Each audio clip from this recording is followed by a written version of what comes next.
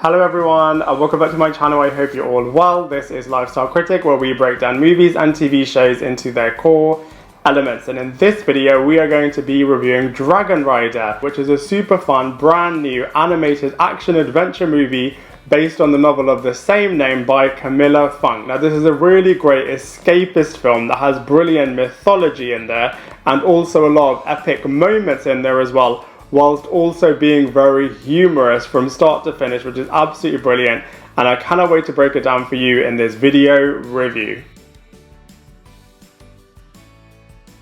So from a storyline point of view, the film is centered around a young silver dragon called Firedrake, who goes on this epic quest to try and find the fabled Rim of Heaven so that he and the last remaining dragons can go and live there in perfect harmony, as the humans are trying to destroy their current home. He then teams up with his best friend Sorrel, who is a bit of a mystical creature, and they also team up with an orphan boy called Ben, and together they form a trio and go on an epic quest to try and find the Rim of Heaven. Meanwhile, there is a really evil dragon-eating creature called Nettlebrand who learns of Firedrake's existence and then makes it his mission to try and find Firedrake so that he can devour him.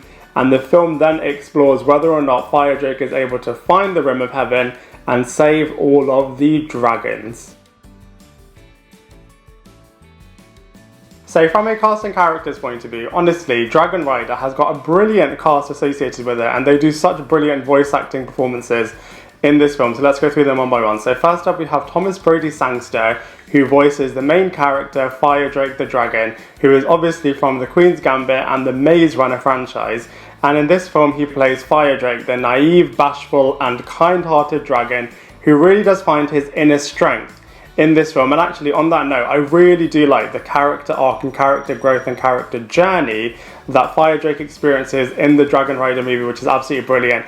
As at the start of the film, he's a bit of a laughingstock amongst his community, and he really does transform into becoming the hero and saviour of all of the dragons, which I thought was absolutely brilliant. Next up, we have Freddie Highmore, who voices the character of Ben in this film, and he is really self-sufficient and really independent, and unwittingly forms a bit of a trio along with Sorrel and Firedrake to go on this brilliant epic quest in this movie. Speaking of which, next up we have Felicity Jones, who voices the Sorrel character. She is the best friend of the Firedrake character and is a bit of a rival to the Ben character. She's very wise and very high-strung, and is constantly trying to push Ben away from this little trio so that it can just be Sorrel and Firedrake, which is what she's used to.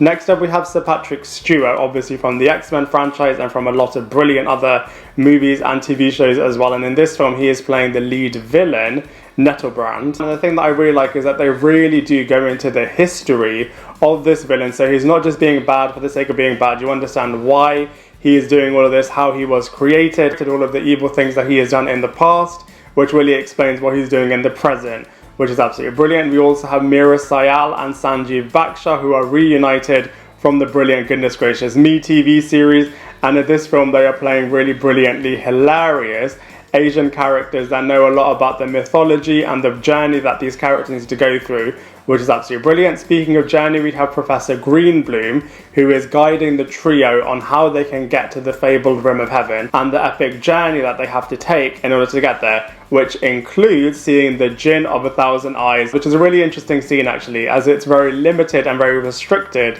how they can get the key piece of information that they need from this character, and if they don't do it properly, then there are severe consequences, which I thought was really brilliant. We then also have Twigleg, who is a bit of a minion character from Nettlebrand that is sent to spy on this trio, and the journey that this character goes through is really great as well. We then have Gravelbeard, who is a bit of a suck-up to the Nettlebrand character, and he kind of sees himself as a bit of an equal to Nettlebrand, which is absolutely hilarious. And then finally we have the other dragons in the community that Firedrake is based in. So from a casting characters point of view overall, they are absolutely brilliant in Dragon Rider.